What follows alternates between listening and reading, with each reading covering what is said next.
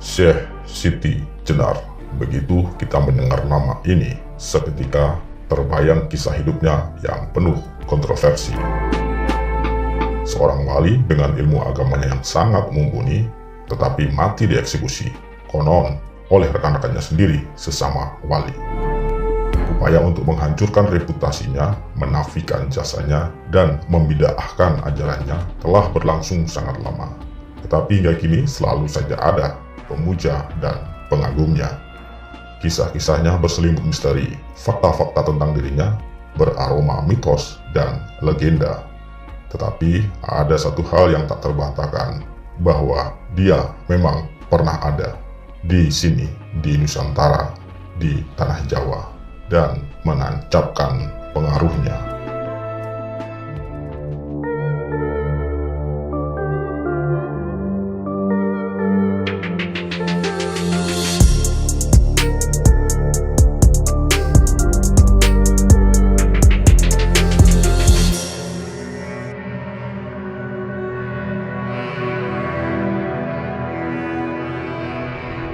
Syekh Siti Jenar muncul di saat situasi sosial politik di Tanah Jawa sedang mengalami transisi, yakni sedang bertransformasi dari Jawa yang berwajah Hindu-Buddha menjadi berwajah Islam.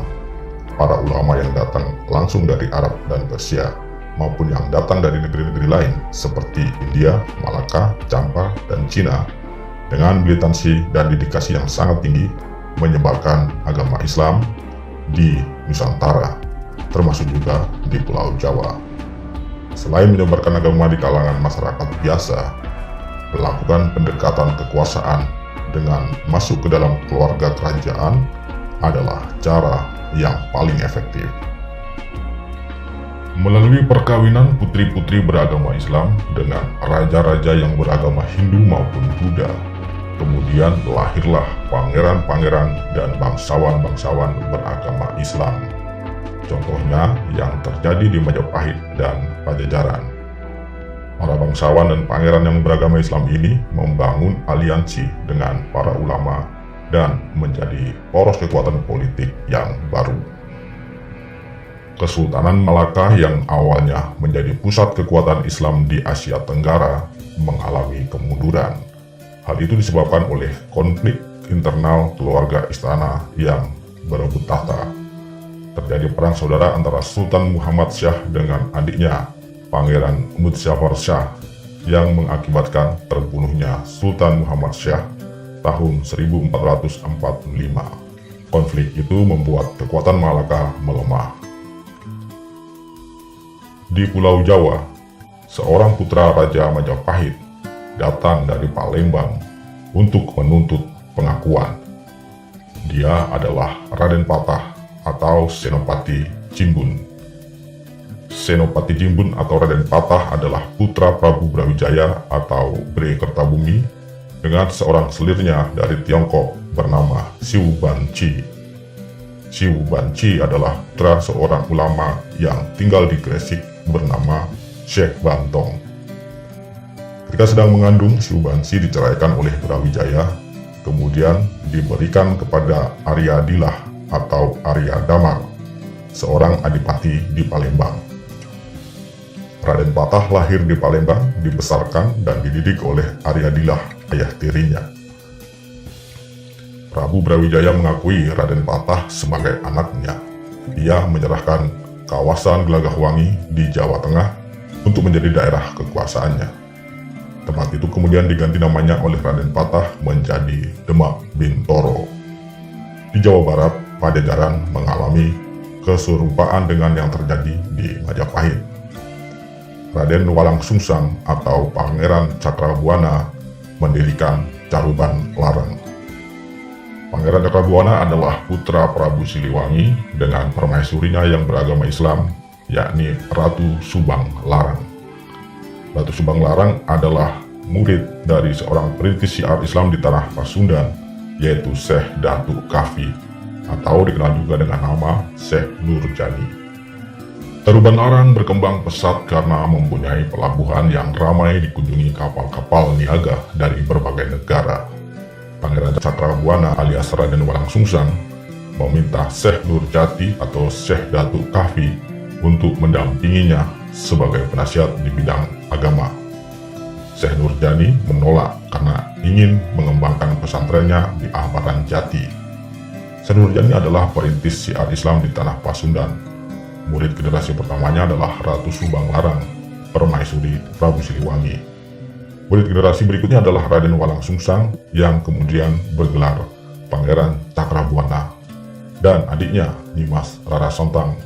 Keduanya adalah anak-anak Prabu Siliwangi. Syekh Nurjati merekomendasikan Syekh Datuk Soleh, pamannya yang menjadi mufti di Malaka, untuk menjadi penasihat Pangeran Cakrabuana sebagai penasihat di bidang agama. Syekh Datuk Soleh adalah putra Syekh Maulana Ishaq, mufti di Kerajaan Pasai. Syekh Maulana Ishaq mempunyai dua anak, yakni Syekh Datuk Soleh dan Syekh Datuk Ahmad. Syekh Datuk Ahmad inilah ayah Syekh Nurjani. Seperti kita ketahui, Syekh Maulana Ishaq adalah saudara dari Syekh Maulana Malik Ibrahim Asmorokondi atau Sunan Gresik. Mereka berdua adalah putra dari Syekh Jumadil Kubro, seorang ulama yang datang dari Samarkand. Syekh Jumadil Kubro diyakini sebagai keturunan ke-20 dari Nabi Muhammad. Sebelum datang ke Jawa, Syekh Datuk Soleh adalah mufti Kesultanan Malaka ketika Sultan Muhammad Syah memerintah.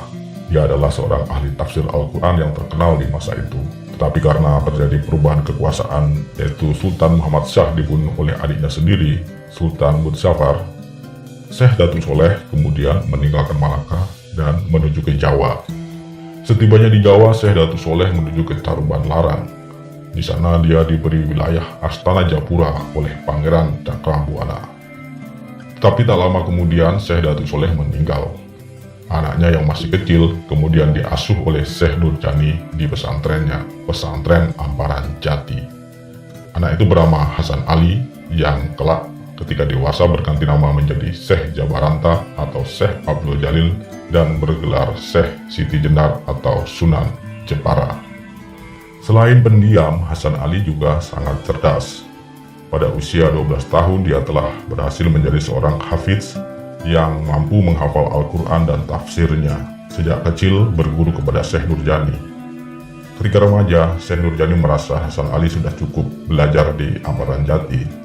Kemudian menyuruhnya berguru ke pesantren Ampel Denta. Ampel Denta adalah pesantren yang diasuh oleh Sunan Ampel sekaligus menjadi markas para wali. Setelah cukup menimba ilmu di Ampel Denta, Hasan Ali pergi ke Palembang. Di sana ia berguru kepada Arya Dilah atau yang biasa juga disebut Arya Damar. Arya Dilah adalah seorang adipati di Palembang. Selain cakap dalam ilmu kanuragan, Arya Dilah juga cakap dalam ilmu agama. Ia menguasai ilmu makrifat karena pernah berguru kepada Sunan Gresik. Arya Dilah adalah ayah tiri dari Raden Patah karena ia menikahi putri dari Syekh Bantong bekas Lir Beri Kertabumi atau Brawijaya yang bernama Siu Banci. Perkawinan Siu Banci dengan Brawijaya melahirkan Raden Patah. Arya Dilah memberi nama baru kepada Hasan Ali dengan nama Syekh Jabaranta. Hasan Ali alias Syekh Jabaranta dengan sangat cepat menguasai ilmu kanuragan maupun ilmu makrifat yang diajarkan oleh Arya Dilah. Arya Dilah merasa tak ada lagi yang bisa diajarkan kepada Hasan Ali karena muridnya itu menguasai semua ilmu yang telah diajarkannya. Maka ia menyuruhnya pergi ke Malaka untuk berguru pada Syekh Datuk Ahmad. Syekh Datuk Ahmad adalah ayah Syekh Nurjani yang juga adalah pamannya sendiri. Di Malaka, Syekh Datuk Ahmad mengganti nama Syekh Jabaranta alias Hasan Ali dengan nama Syekh Abdul Jalil. Selain menjadi murid Syekh Datuk Ahmad, Syekh Abdul Jalil alias Hasan Ali juga menjadi asistennya dalam mengajar ilmu agama. Syekh Abdul Jalil merasa belum puas dengan pengetahuan agama yang dimilikinya. Sementara Syekh Ahmad merasa sudah tidak ada lagi yang bisa diajarkan kepada keponakannya itu. Maka Syekh Ahmad mengajak Syekh Abdul Jalil ke Baghdad untuk berguru kepada sahabatnya di sana. Di Baghdad, Syekh Abdul Jalil berguru kepada seorang mullah bernama Abdul Malik Al-Baghdadi. Di Baghdad ini, Syekh Abdul Jalil merasa kerasan sebab dia menemukan sumber-sumber pengetahuan yang tidak habis-habisnya untuk digali, yaitu Sufisme. Dia mempelajari semua kitab tentang tasawuf dan makrifat. Kitab-kitab yang ditulis oleh ulama-ulama sufi terdahulu, termasuk juga yang ditulis oleh Al-Hallaj. Di sana Abdul Jalil menghabiskan waktu selama 17 tahun memperdalam tasawuf.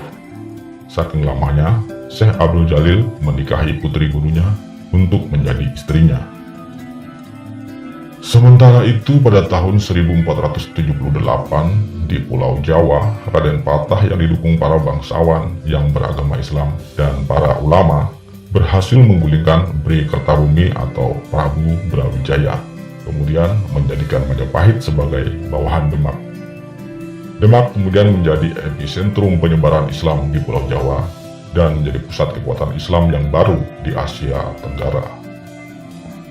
Setahun kemudian pada tahun 1479, Pangeran Cakrabuana atau Raden Walang Sungsang menyerahkan Caruban Larang kepada Syarif Hidayatullah.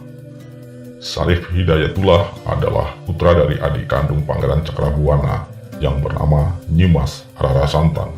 Artinya, Syarif Hidayatullah adalah cucu dari Prabu Siliwangi dari perkawinannya dengan Ratu Subang Larang. Setelah menggantikan Cakrabuana, Syarif Hidayatullah kemudian menjadikan Caruban Larang sebagai daerah otonom yang terpisah dari Pajajaran dengan mengubah namanya menjadi Nagari Cirebon. Nagari Cirebon mempunyai hubungan yang erat dengan Kesultanan Demak melalui jejaring para wali. Syarif Hidayatullah adalah salah satu anggota Wali Songo yang dikenal dengan nama Sunan Gunung Jati. Dia adalah wali menggantikan Syekh Nurjani setelah meninggal. Berdirinya Nagari Cirebon dan Kesultanan Demak berhasil menggusur dua kekuatan besar di Pulau Jawa, yaitu Pajajaran di barat dan Majapahit di timur. Dua kekuatan besar yang berhasil digusur oleh jaringan bangsawan Islam dan ulama itu membuat dakwah dan syiar agama Islam tanpa memiliki hambatan yang berarti. Islam tumbuh subur di Pulau Jawa karena kebutuhan akan ulama yang mampu memberikan dakwah tentang agama Islam semakin besar. Sunan Ampel memanggil Syekh Abdul Jalil, bekas muridnya, untuk kembali dan membantu berdakwah di Pulau Jawa. Syekh Abdul Jalil menyanggupi, kemudian kembali ke Jawa. Sunan Ampel menugaskan Syekh Abdul Jalil untuk berdakwah di daerah Jepara. Ia berdiam di Lemah Abang. Oleh karena itu kemudian Syekh Abdul Jalil digelari Syekh Siti Jenar atau Syekh Lemah Abang. Siti dalam bahasa Jawa sama dengan lemah yang berarti tanah, sedangkan Jenar sama dengan abang yang berarti merah. Selain gelar Syekh Siti Jenar atau Syekh Lemah Abang, Syekh Abdul Jalil juga digelari Sunan Jepara. Pekerjaan dakwah Syekh Siti Jenar terlihat seperti tidak seberapa berat dibandingkan para ulama perintis sebelumnya. Para perintis telah membuka jalan lapang melalui pendekatan kekuasaan dengan berhasil menguasai pemerintahan. Tetapi Syekh Siti Jenar mencoba memahami apa yang terjadi di akar rumput. Dia berjalan dari kampung ke kampung, menyamar sebagai rakyat kecil. Dalam penyamarannya itu, dia mencoba berdialog dengan orang-orang kecil tentang agama. Akhirnya Syekh Siti Jenar memahami benar apa yang terjadi di akar rumput. Pendekatan kekuasaan hanya menghasilkan iman yang dangkal bagi mereka yang beralih memeluk Islam. Tetapi sebagian diam-diam masih memegang erat kepercayaan yang telah diwarisi mereka secara turun-temurun. Para ulama sebelumnya telah mengajarkan tauhid dan syariat, tetapi tidak dianggap sebagai sesuatu yang berarti bagi masyarakat yang telah terbiasa dengan olah rohani yang kontemplatif. Syekh Siti Jenar seolah-olah mendapatkan sebuah tantangan untuk bisa mengajarkan sesuatu yang lebih. Karena memang dia telah mencapai tingkat yang tertinggi dalam ilmu tasawuf dan ma'rifat, maka ia mengajarkan ilmu itu kepada masyarakat. Syekh Siti Jenar mengajarkan bahwa Yang Widi atau Tuhan adalah zat yang maha halus sehingga tidak dapat dilihat. Tuhan hanya bisa dipahami dengan mengenali 20 sifat yang dimilikinya.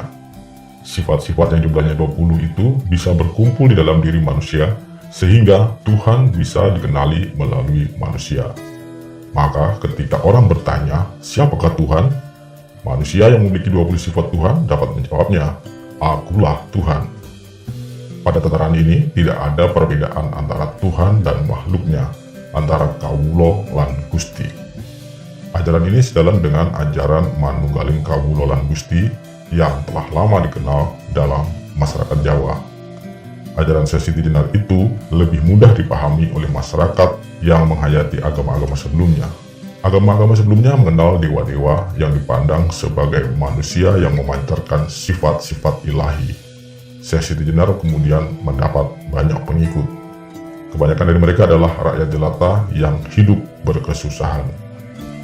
Mendengar pengajaran Syekh Siti Jenar yang berbeda dengan para ulama lainnya, seorang pemuda penganut Buddha Siwa bernama Kebo Kenongo datang dan berguru kepadanya. Syekh Siti Jenar terkesan kepada pemuda itu. Selain ilmunya yang sangat tinggi, Kebo Kenongo adalah putra seorang bangsawan tetapi hidupnya merakyat. Kebo Kenongo adalah putra kedua dari Retno Pombayun dengan Pangeran Andayaningrat. Retno Pombayun adalah anak Pri Kertabumi atau Brawijaya dengan permaisurinya yaitu Putri Campa atau Dewi Amarawati. Pangeran Andayaningrat juga dikenal dengan nama Ki Ageng Pengging Sepuh karena menjadi penguasa di wilayah Pengging yang sekarang menjadi Bojonegoro. Ketika Kebo Kenongo menggantikan ayahnya, namanya berganti menjadi Ki Ageng Pengging. Dialog spiritual antara Syekh Siti Jenar dengan Kebo Kenongo mencapai titik temu pada sebuah konsep yaitu Manunggaling Kawulolan Gusti. Kebo Kenongo merasa inti dari ilmu yang diajarkan Syekh Siti Jenar tidak berbeda dengan inti ajaran yang dianutnya, maka ia memerintahkan pengikut-pengikutnya untuk memeluk Islam. Mereka itu kemudian mengembangkan kepercayaan yang disebut sekarang ini sebagai Islam Kejawen. Konsep Manunggaling Kawulolan Gusti tidak dipahami hanya sebagai konsep teologis semata seperti yang terdapat dalam ilmu tasawuf dengan konsep wihdatul wujudnya. Konsep Manunggaling Kawulolan Gusti juga dipahami dalam konteks sosial politik bahwa antara penguasa dan rakyat jangan ada jarak. Penguasa harus merakyat dan melayani rakyat. Hal itu ditunjukkan dalam kehidupan sehari-hari Syekh Siti Jenar. Meskipun dia adalah seorang ulama besar, dia hidup tak berjarak dengan masyarakat. Dia tidak ingin menjadi ulama yang feodalistik. Pemahaman dan praktek hidup yang demikian itulah yang membuat Syekh Siti Jenar semakin dicintai oleh rakyat kecil. Karena mengidentifikasikan diri sebagai rakyat jelata inilah, kemudian kalangan ningrat membuat cerita sarkastik yang merendahkan Syekh Siti Jenar. Cerita itu mengatakan bahwa Syekh Siti Jenar asalnya adalah seekor cacing di dalam tanah yang menempel pada perahu Sunan Bonang. Di atas perahu itu Sunan Bonang sedang mengajar Raden Said atau Sunan Kalijaga. Cacing itu secara tidak sengaja mendengarkan pengajaran Sunan Bonang. Sunan Bonang mengetahuinya kemudian disabda menjadi seorang manusia. Kisah ini merupakan sarkasme untuk mengejek asal-usul Syekh Siti Jenar yang dipandang dari kalangan yang paling rendah serendah cacing tanah. Tetapi karena mendapat ilmu yang secara tidak sengaja dari seorang wali, maka dia dihargai sebagai manusia. Kedekatan Syekh Siti Jenar dengan Kawulo Alit atau rakyat kecil dan juga dengan Kebo Kenongo memancing kecurigaan pihak Kesultanan Demak. Kebo Kenongo sebagai keturunan dari permaisuri semestinya yang paling berhak atas tahta Majapahit. Demak mencurigai mereka menggalang kekuatan untuk merebut kekuasaan. Belum lagi pengajaran-pengajarannya dinilai melenceng dari pakem yang dianut oleh wali-wali dan ulama lainnya. Hal ini membuat Raden Patah sebagai Sultan Demak bersama para wali lainnya bersepakat memanggil Syekh Siti Jenar untuk dimintai keterangan. Dokumen sejarah yang paling tua yang mencatat kisah pengadilan Syekh Siti Jenar oleh Dewan Para Wali ditemukan pada sebuah tulisan pada lontar yang berisi tentang catatan awal penyebaran Islam di Pulau Jawa, termasuk di dalamnya peristiwa yang terjadi di Giri Kedaton, kediaman Sunan Giri yang mengadili Syekh Siti Jenar dan ajarannya. Para ahli meyakini bahwa dokumen itu merupakan risalah dari Maulana Malik Ibrahim atau Sunan Gresik. Dokumen itu kemudian dikenal dengan nama Keropak Ferrara karena menjadi koleksi sebuah perpustakaan di Ferrara, Italia. Dikisahkan dalam dokumen itu bahwa pada tanggal 5 bulan Ramadan hari Jumat tahun Wawu, berlangsung sebuah sarasihan di Giri Kedaton, kediaman Sunan Giri. Sarasihan itu dihadiri 8 orang wali, kecuali Sunan Kudus yang absen tanpa kabar. Ke-8 wali yang hadir itu adalah Sunan Bonang, Sunan Gunung Jati, Pangeran Mojo Agung, Sunan Kalijaga, Syekh Bentong, Maulana Maghribi, Syekh Lemah Abang, dan Pangeran Giri Gajah. Sarasihan itu membahas mulai dari masalah makrifat hingga etika hidup. Sarasihan yang semula tenang berubah gaduh ketika mulai membahas tentang makrifat. "Aku ini adalah Tuhan, mana yang lain? Yang lain tidak ada selain aku ini," ujar Syekh Lemah Abang. Apa yang Anda maksud jasmani Anda ini?" tanya Maulana Maghribi. "Jangan ikuti pikiran itu, nanti kamu dihukum mati," terang Sunan Gunung Jati. Syekh Lemah Abang kemudian meninggalkan majelis itu sembari berkata, "Nah, mana lagi yang lain? Jangan dikira ada duanya." Jika mengikuti alur sepenggal percakapan dalam dokumen itu, sangat besar kemungkinan Syekh Siti Jenar kemudian dieksekusi mati oleh keputusan Dewan Wali itu. Hal itu sejalan dengan kisah-kisah yang tersebar di berbagai sumber sekunder maupun dalam tradisi tutur. Akan tetapi kisah tentang pelaksanaan eksekusi mati terhadap Syekh Siti Jenar sangat beragam. Sementara itu, sumber-sumber yang mengisahkan tentang peristiwa itu tidak satu pun yang bisa dianggap sebagai sumber terpercaya yang menceritakan kebenaran sejarah. Itulah sebabnya di kemudian hari hingga saat ini timbul banyak spekulasi tentang kisah tersebut. Ada yang melihat hukuman itu semata-mata karena masalah akidah. Syekh Siti Jenar dianggap menyebarkan ajaran bid'ah. Ada juga yang mengatakan Syekh Siti Jenar menjadi korban dari konflik politik antara muridnya, Kebo Kenongo alias Ki Ageng Pengging di satu pihak dengan penguasa Demak yakni Raden Patah yang didukung oleh para wali lainnya di pihak yang lain. Ada lagi yang mengatakan Syekh Siti Jenar dihukum karena mengajarkan makrifat tentang wihdatul wujud kepada kaum awam, sehingga menimbulkan kekacauan pemahaman tentang ajaran Islam di kalangan umat awam. Ada lagi yang mengatakan Syekh Siti Jenar sebagai korban fitnah oleh orang-orang yang iri karena ilmunya tidak pernah mampu menyamainya. Dan ada juga yang mencoba mengatur setting waktu dengan mengatakan bahwa Syekh Siti Jenar tidak hidup pada zaman Wali Songo, melainkan hidup pada zaman sesudahnya. Kisah eksekusi itu hanyalah kebohongan yang sengaja dibuat untuk merusak reputasi Wali Songo. Untunglah di dalam sejarah bangsa kita ini ada tokoh antagonis yang hampir selalu masuk akal jika memerankan kelicikan. Mereka itu adalah penjajah Eropa. Ya, penjajah Eropa lah yang mengarang cerita tentang eksekusi itu, tujuannya untuk memecah belah persatuan umat Islam. Begitu menurut versi yang ini. Spekulasi versi ini mendasarkan argumennya bahwa tidak mungkin para wali itu mengeksekusi sesama ulama. Para wali itu tentu paham benar ajaran Islam yang melarang membunuh. Jangankan membunuh sesama muslim, apalagi kepada ulama. Pada kaum kafir pun tidak boleh membunuh, kecuali dalam situasi perang. Pengusung argumen ini melupakan fakta bahwa Al-Halaj pun mati dieksekusi. Bukan dalam suasana perang, tetapi dalam konflik teologis antara pihak yang terlalu ekstrem dengan syariat di satu sisi, dan dengan pihak yang terlalu ekstrem dengan tasawuf di sisi yang lain. Bunuh-membunuh, entah karena alasan politik maupun alasan teologis, dalam sejarah agama-agama bukan rahasia lagi. Itu jika kita mau jujur terhadap fakta sejarah. Lalu kita bertanya, apa sebenarnya yang kita cari dalam beragama? Mengapa perbedaan harus saling melenyapkan? Demikianlah sekilas kisah tentang Syekh Siti Jenar. Konten ini diramu dari berbagai sumber.